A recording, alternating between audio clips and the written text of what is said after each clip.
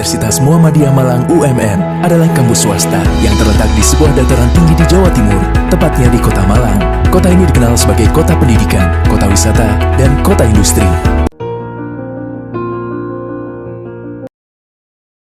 Halo, Assalamualaikum warahmatullahi wabarakatuh. Apa kabar semuanya? Semoga selalu dalam keadaan sehat ya. Perkenalkan, nama saya Desta Rahma Anggrini, mahasiswi Pendidikan Bahasa Indonesia, Fakultas Keguruan dan Ilmu Pendidikan, Universitas Muhammadiyah Malang.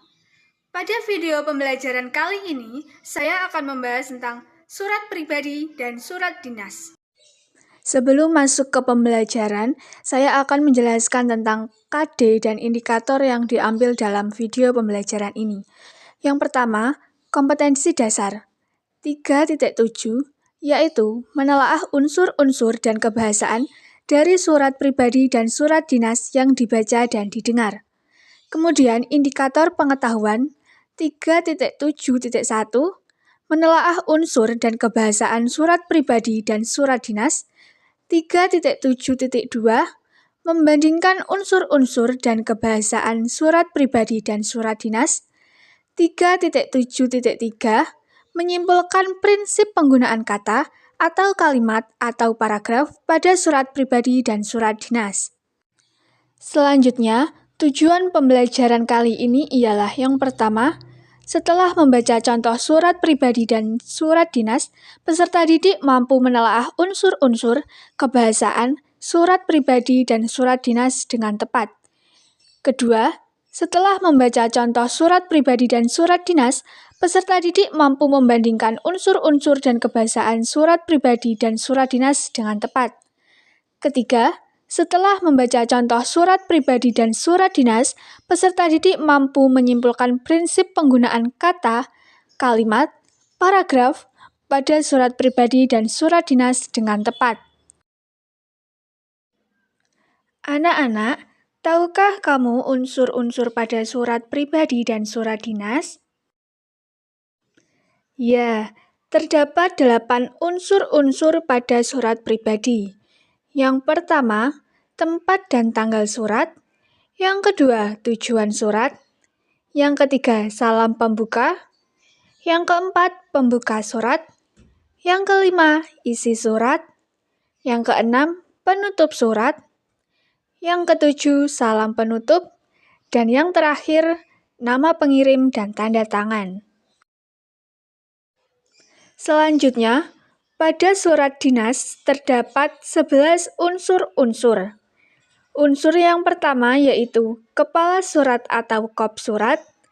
Yang kedua, nomor surat. Yang ketiga, tanggal surat. Yang keempat, lampiran surat. Yang kelima, perihal surat. Yang keenam, alamat surat. Yang ketujuh, salam pembuka. Yang kedelapan, isi surat.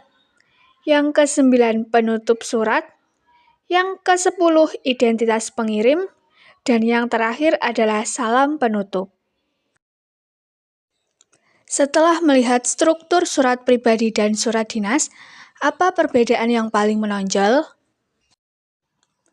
Perbedaan unsur surat pribadi dan surat dinas terletak pada kop surat, nomor surat, dan perihal yang hanya dimiliki oleh surat dinas, sedangkan surat pribadi tidak punya. Anak-anak, ciri bahasa pada surat ada berapa?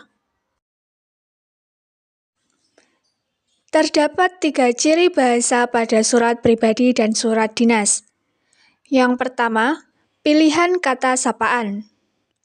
Dalam surat pribadi, kata sapaan bersifat pribadi atau kata emotif dan ekspresif.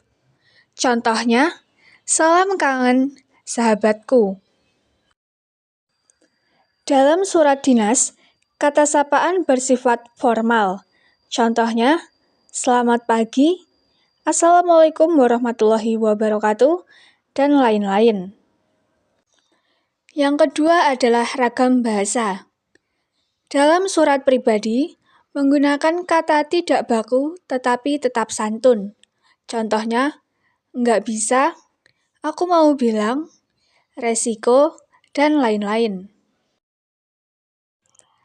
Sedangkan dalam surat dinas menggunakan kata baku dan santun. Contohnya, tidak bisa, saya ingin mengatakan, risiko, dan lain-lain. Yang ketiga adalah kata ganti.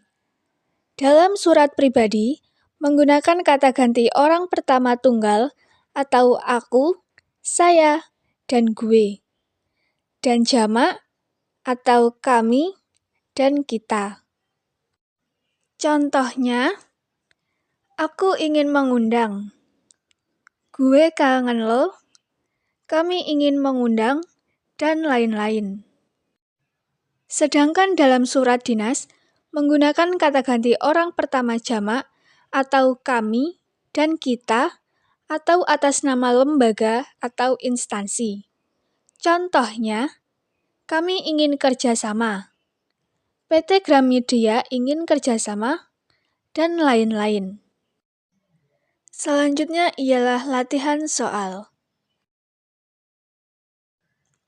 Anak-anak, bacalah dengan saksama surat pribadi dan surat dinas di bawah ini.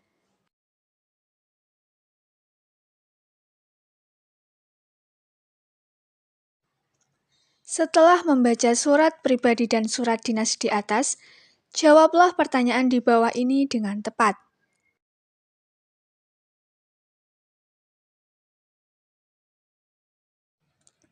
Jika kalian sudah menjawab pertanyaan tersebut, jangan lupa kirimkan jawabannya ke link yang ada di deskripsi bawah ya.